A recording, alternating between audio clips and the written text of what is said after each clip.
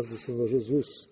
Sou o pastor Eliseu Fausto e estou iniciando o nosso último dia de meditação no Evangelho de Mateus. Hoje estarei expondo os capítulos 25 a 28. No capítulo 25, o sermão de Jesus no Monte das Oliveiras continua. E aqui, no capítulo 25, Mateus registra as duas últimas parábolas ensinadas por Jesus sobre o mesmo tema das parábolas do capítulo anterior, a necessidade de vigilância constante. E, por fim, finaliza o capítulo com a descrição do juízo final. Do versículo 1 até o 13, Jesus conta uma parábola onde haviam 10 virgens que esperavam um noivo para o cortejo nupcial. Porém, como o noivo demorou para chegar, entrando no período noturno, 5 delas, chamadas de tolas pelo texto, não tinham azeite o suficiente para iluminar suas lamparinas, e desejando que as outras 5 emprestassem para elas um pouco de azeite, pediu. Mas as 5 que são chamadas de prudentes não emprestaram, com receio de que o delas também acabasse. E então as 5 tolas foram comprar azeite para suas lamparinas. Porém, enquanto estavam ausentes, o noivo chegou, e ao ouvir o grito, "Aí vem o noivo!", as 5 prudentes correram ao encontro do noivo e fizeram cortejo até o local designado, e o portão foi fechado após elas. Quando as outras 5 tolas retornaram, o portão já havia sido fechado, e o acesso delas foi impedido. A temática, como eu disse, continua sendo a mesma das parábolas do capítulo anterior. As 5 virgens prudentes estavam esperando o noivo com entendimento e com vigilância constante, enquanto as 5 tolas agiram como aquele servo que não aguarda prudentemente a volta do seu senhor.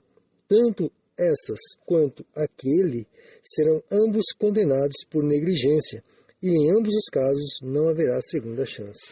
A partir do versículo 14 até o versículo 30, Jesus conta outra parábola sobre o dever de cada servo em cumprir as tarefas nas quais o Senhor confiou a cada um particularmente. A parábola era a seguinte: um certo senhor, antes de partir para uma terra distante, chamou 3 de seus servos e repartiu todo o dinheiro com eles, de acordo com a habilidade de cada um. A um ele deu 5 talentos, a outro 2 e a outro, o terceiro, 1 talento. Quem olha pela primeira vez esta parábola pensa que aquele que recebeu 1 talento recebeu pouco dinheiro, mas 1 talento equivalia na época a 20 anos de trabalho, ou seja, era muito dinheiro. O interessante é que o Senhor repartiu o seu dinheiro com cada um de acordo com a sua habilidade, e o que recebeu 5 conseguiu mais 5. O que recebeu 2 conseguiu mais 2, porém, o que recebeu 1 talento enterrou o talento até que o seu senhor voltasse. Este último foi reprovado, porque não se importou em trabalhar com o talento recebido. Obviamente, quando o Senhor nos entrega algo para realizar, Ele também nos capacita com dons preciosos para a realização.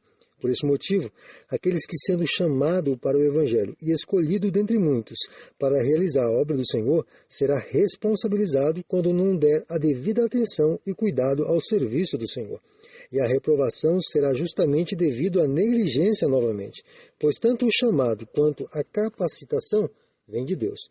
A partir do versículo 31 até o término do capítulo, Mateus registra o grande julgamento. Muitos fazem uma distinção entre este julgamento e o julgamento final, e essa distinção é feita devido à descrição do versículo 32, que diz que todas as nações estarão reunidas diante dele. Porém, não há como separar o relato deste julgamento com o julgamento final, pois em ambos os casos o Senhor vem para julgar, segundo esclarece o versículo 31. Então, nesse texto, estamos diante do julgamento final.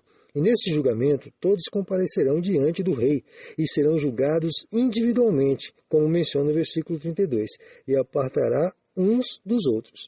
Alguns detalhes são importantes neste grande julgamento, pois o Senhor conhece cada um, e por esse motivo ele sabe quem é parte do seu reino e quem não é. Aqueles que são ovelhas, ou seja, servos obedientes e vigilantes, recebem a honra de ficarem ao lado direito do rei. Já os que são bodes, servos desobedientes e negligentes, recebem a desonra de ficar ao lado esquerdo do rei. Tanto as ovelhas quanto os bodes não reconhecem o momento em que o Senhor esteve diante deles com fome, sede, estrangeiro, nu, doente ou em prisão. A grande diferença de um para o outro era a atitude benevolente que as ovelhas, ou os justos, tiveram para com o seu semelhante. E o interessante é que os justos não se gloriavam de terem feito o bem, eles simplesmente fizeram. Já os ímpios, por não fazer o que era certo, receberão o pagamento pela sua impiedade. Este julgamento me faz compreender o quão imenso é o amor de Deus, pois ele salva pecadores. Dá dons a esses pecadores, capacitando-os para realizarem a sua vontade e concede a eles o privilégio de viverem eternamente desfrutando de sua gloriosa presença, sem que haja nada de bom em nós mesmos, que não seja atribuído à bondade e misericórdia de Deus sobre nós. O único que é glorificado no julgamento é o Senhor e a sua infinita bondade, em salvar pecadores restaurados pela graça divina. E mais uma vez, o ensino do tormento eterno é enfatizado por Jesus. Não há como negar a existência de uma punição que durará eternamente. Não há como negar que aqueles que rejeitam a bondade de Deus revelada em Jesus Cristo para salvar pecadores estarão eternamente em agonia no inferno. Tudo o que ocorrerá nesse julgamento estará além da matéria física e do mundo visível. O julgamento será pós-vida terrena, será pós-realidade presente. Tudo o que ocorrerá neste julgamento terá um peso eterno. Tanto aqueles que obedecem ao Evangelho desfrutarão eternamente da presença de Deus, quanto aqueles que desobedecem ao Evangelho sofrerão eternamente longe dessa gloriosa presença. No capítulo 26, iniciamos o relato da crucificação até o capítulo 27, que será a consumação deste relato. Aqui no capítulo 26, Jesus se une com seus discípulos após ter descido do Monte das Oliveiras para os alertar sobre o iminente sofrimento ao qual será submetido. Nos versículos 3 ao 5, os líderes religiosos combinam um momento certo para poder prender e matar a Jesus sem que a multidão pudesse perceber. Nos versículos 6 até o 13, Mateus informa que Jesus estava em Betânia, na casa de Simão o leproso, e alguns estudiosos afirmam que Simão o leproso havia sido curado e realizado esse banquete em sua casa, onde também estava Lázaro e suas irmãs, que serviam um jantar devido a essa cura, em agradecimento a Jesus. E Maria, irmã de Lázaro, que estava transbordando de amor por Cristo, devido à sua graça abundante, derramou sobre a cabeça de Jesus e em todo o seu corpo um vaso cheio de especiarias com aroma da melhor qualidade da época. Essa atitude de Maria indignou os discípulos de Jesus pelo desperdício. O evangelista Mateus não menciona nenhuma crítica levantada por qualquer dos convidados sobre o caráter de Maria, apenas menciona as críticas em relação ao exagero que ela demonstrou em derramar todo o vaso dessas especiarias valiosas sobre Jesus. Mas a atitude desta mulher foi engrandecida demasiadamente por Jesus, pois ela estava preparando o corpo de Jesus para o seu sepultamento. Após esse relato, Mateus registra que Judas Iscariotes, um dos discípulos de Jesus, que com certeza também ficou muito indignado pela ação de Maria, foi à procura dos líderes religiosos para se oferecer na trama de prender e matar a Jesus. Nos versículos 17 até o 25, Mateus nos revela como Judas Iscariotes se entregou diante de todos os discípulos como aquele a quem havia de trair a Jesus. Pois Jesus pediu aos seus discípulos que fossem à casa de um certo homem, não identificado, e na casa desse preparasse a Páscoa para que Jesus e seus discípulos participassem. E quando todos já estavam reunidos diante da refeição da Páscoa, Jesus revela aos discípulos que um deles há de traí-lo. E depois que todos os discípulos se entristeceram com esta revelação, Judas Iscariotes pergunta se era ele quem o havia de trair, e Jesus simplesmente confirma a palavra de Judas. Jesus celebra a sua morte sacrificial com seus discípulos nos versículos 26 ao 29. As declarações, isto é o meu corpo e isto é o meu sangue, trouxeram ao entendimento da igreja que tanto o pão quanto o vinho são representações do corpo e do sangue de Jesus na celebração da ceia, pois se fosse diferente, Jesus não teria declarado em vida, mas ordenaria somente após a morte e ressurreição. Os versículos 30 ao 35 são reservados para nos informar sobre a precipitada determinação de Pedro em declarar fidelidade irrestrita a Jesus, onde Jesus, subindo ao Monte das Oliveiras novamente com seus discípulos, declarou que todos eles estariam o abandonando, pois depois que fosse aprisionado pelos seus acusadores, todos fugiriam. E Pedro precipitadamente disse que nunca o abandonaria, Mas Jesus, conhecendo sua verdadeira personalidade diante do perigo de prisão iminente, disse para ele que, antes que o galo cante, ele o negaria 3 vezes. E todos os discípulos disseram a Jesus que, ainda que morressem, não o negariam. Após essas declarações, Jesus, juntamente com seus discípulos, foram até o Getsêmani, que certamente era um local apropriado para a prensa de azeite de oliva ali no Monte das Oliveiras. E com o propósito de orar, convidou a Pedro, Tiago e João para, juntamente com ele, se reservarem um local à parte. E Jesus orou em grande aflição por 3 vezes ao Pai, sentindo a agonia que estava prestes a sofrer. E ainda que pediu aos seus 3 discípulos, e em especial a Pedro, que vigiasse com ele, não houve resposta, pois todos estavam hipercansados e dormiam. Jesus deixa novamente um alerta: vigiai e orai, para que não entreis em tentação, porque a carne é fraca, mas o espírito está pronto. Com esse alerta, Jesus nos ensina que sempre dependemos do espírito nas nossas lutas carnais. Após esse momento de oração, Jesus desperta seus discípulos para que com ele fosse de retorno ao Monte das Oliveiras, onde Judas estaria o buscando para o trair. E imediatamente após chegarem de retorno no Monte das Oliveiras, Judas, juntamente com uma multidão de soldados enviados pelos principais religiosos de Jerusalém, foram de encontro aos discípulos, e com um sinal previamente combinado, através de um beijo, ele identificaria Jesus. E Jesus, conhecendo a sua trama e dando a oportunidade de arrependimento, falou ao traidor Judas, dizendo: Amigo, para que vieste? Mas tudo já estava certo e determinado, de modo que os soldados pegaram Jesus com o propósito de o conduzir ao sumo sacerdote Caifás.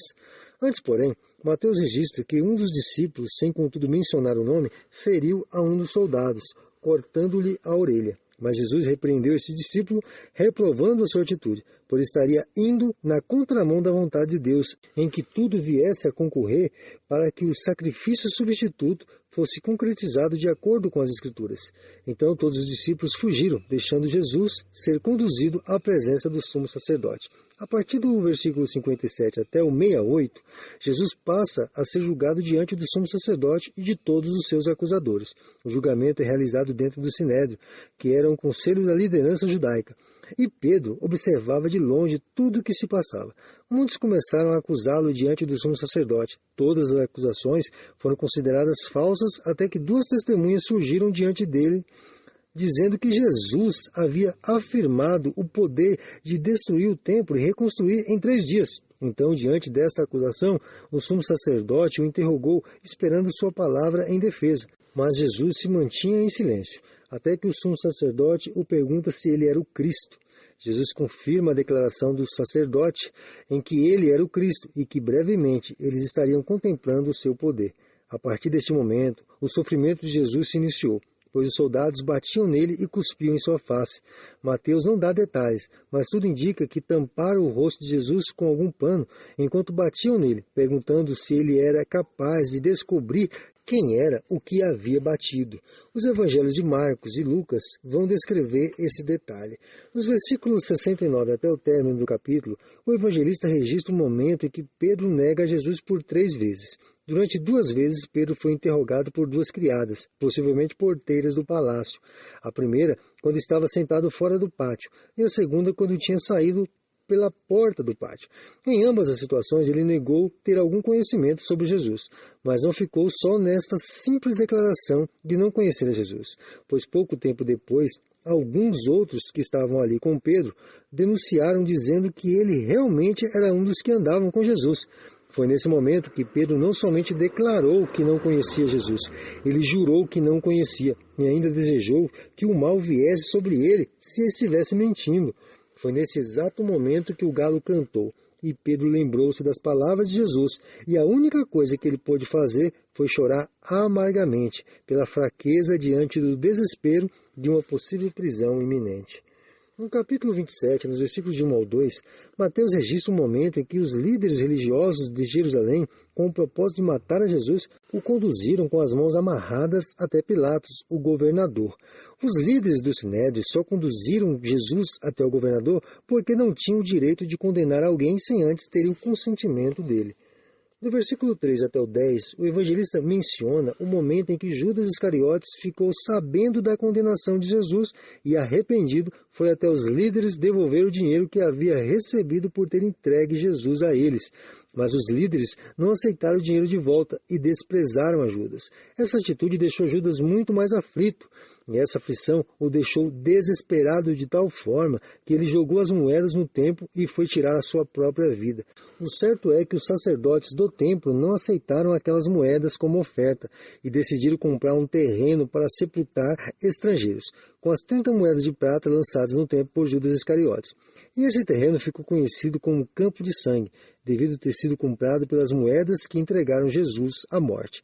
Do versículo 11 até o 26, Mateus registra um momento em que Jesus se encontra perante Pilatos, e ainda que este tenha interrogado, nada ouviu de sua boca. E ainda diante das acusações, Jesus se manteve em silêncio. Isso deixou Pilatos admirado. O evangelista relata que, por ocasião da festa, Pilatos tinha por hábito soltar um prisioneiro. Não se sabe ao certo se é a festa da Páscoa dos judeus ou alguma festa entre os romanos. Ao que parece, essa festa seria a Páscoa dos judeus. O certo é que Pilatos deixou duas opções de escolha aos judeus, ou soltaria Jesus ou Barrabás. Barrabás era um ladrão e assassino, e colocando Jesus como uma opção junto a ele, estava tratando Jesus como um criminoso. E ainda que a mulher de Pilatos tenha o orientado a não se envolver na questão de Jesus, Pilatos ainda assim, depois de ouvir a escolha dos judeus preferindo crucificar a Jesus, ordenou a crucificação do nosso Senhor. Do versículo 27 ao 32, Jesus sofre nas mãos dos soldados romanos, que cobrem a Jesus com uma túnica vermelha, entregam em sua mão uma vara e, cuspindo, zombam dele, o chamando de rei dos judeus. Colocaram sobre a cabeça dele uma coroa de espinhos e com a vara batiam em sua cabeça. Depois de toda essa zombaria, conduziram ao lugar da crucificação e forçaram um homem chamado Simão a levar a cruz de Jesus até o Gólgota. Do versículo 33 ao 45, Mateus registra todo momento de zombaria sofrida por Jesus enquanto estava crucificado. Alguns passavam por ele, meneando a cabeça, zombando dele. Os principais dos fariseus, os escribas, o criticavam dizendo: salvou os outros e não pode salvar a si mesmo. Até os dois salteadores que estavam na cruz, uma à direita, outra à esquerda, também zombavam de Jesus. Mateus menciona que desde o meio-dia até às 3 horas da tarde, houve trevas em toda a terra. Do versículo 46 ao 50, temos o registro das últimas palavras de Jesus. Ele recitou o Salmo 21, versículo 2, onde está escrito: Deus meu, por que me desamparaste? Porém, Jesus clamou na língua aramaica, e esse clamor pareceu para aqueles que estavam ouvindo que ele chamava por Elias. E mais uma vez, Jesus clamou: Deus meu, por que me desamparaste? Este clamor expressou o quanto do abandono de Deus o nosso Jesus sentiu em seu ser, quando assumiu a nossa culpa, todos os nossos pecados. Não somente o nosso, mas o pecado de todos aqueles que um dia ainda hão de crer em Jesus estavam ali, naquele exato momento, sobre o nosso meigo Salvador. E depois desse segundo clamor, Jesus entregou o seu Espírito. Do versículo 51 ao 61, após Jesus ter entregue o Espírito a Deus, o véu do templo que separava o lugar santo do Santíssimo Lugar foi rasgado de alto a baixo, deixando livre acesso a Deus, não sendo limitado apenas ao sumo sacerdote. Houve também algumas ressurreições em Jerusalém, mas não temos muito detalhes sobre elas. O centurião que estava próximo, ao contemplar todos esses sinais, não duvidava mais de que Jesus era o Filho de Deus. Um homem chamado José de Arimateia, que também era discípulo de Jesus, porém rico, foi até Pilatos e exigiu o corpo do mestre para ser sepultado. José de Arimateia agiu rapidamente, porque não poderia passar das 18 horas, pois o sábado se iniciaria e ninguém poderia retirar o corpo de Jesus da cruz. Tendo a permissão de Pilatos, ele envolveu o corpo de Jesus em um lençol e o colocou no sepulcro. 2 mulheres estavam presentes quando o corpo de Jesus foi posto no sepulcro. Uma era Maria Madalena, a outra se chamava apenas Maria. Mateus não deu mais detalhes sobre ela. Do versículo 62 até o término do capítulo, Mateus registra a trama dos principais dos judeus em não permitir que alguém roubasse o corpo de Jesus e inventasse uma mentira que ele havia ressuscitado. E para que isso fosse possível, pediram a Pilatos que selasse a pedra e colocasse guardas no sepulcro, e assim foi feito. Entrando no último capítulo de nossa meditação de hoje e de todo o livro, chegamos ao momento da ressurreição. Mateus já inicia o capítulo 28, do versículo 1 até 8, com uma maravilhosa descrição de como ocorreu a ressurreição do corpo de nosso Senhor. Houve um grande terremoto. E um anjo desceu dos céus para abrir a pedra que tampava o sepulcro, não para que Jesus saísse, mas para que todos pudessem ver que ele já não estava lá. E diante de tamanha manifestação gloriosa, os guardas ficaram sem reação. Mas as mulheres conseguiram ouvir a voz do anjo dizendo: ele ressuscitou. Avisa aos discípulos. Nos versículos 9 e 10, elas são surpreendidas com Jesus, que, cumprimentando-as, pede para que avise os discípulos que o encontrassem na Galiléia. Foi isso que ele prometeu no capítulo 26, versículo 32, que está escrito: depois que eu ressuscitar, irei adiante de vós para a Galiléia. Mas a trama dos principais dos judeus não parou. Como não deu certo o plano de guardar a sepultura, porque os guardas comunicaram a eles tudo o que contemplaram, a glória do anjo manifestando que o sepulcro estava vazio, nos versículos 11 ao 15, Mateus registra outra trama dos principais líderes judeus, para que esta notícia não se espalhasse. Eles deram dinheiro aos guardas para que mentissem ao povo, e inventaram uma história de que os discípulos de Jesus roubaram o seu corpo à noite. Enquanto isso, os discípulos de Jesus foram até a Galiléia, onde Jesus havia prometido aparecer após a ressurreição. E ele apareceu para os seus discípulos, e todos se curvaram diante dele em adoração. E ele declarou que todo o poder nos céus e na terra a ele foi entregue. Por esse motivo, seus discípulos poderiam ir por todo o mundo e anunciar o Evangelho a todos, batizando-os em nome da Trindade Santíssima, e ensinando cada um a guardar todas as coisas que Jesus havia ensinado.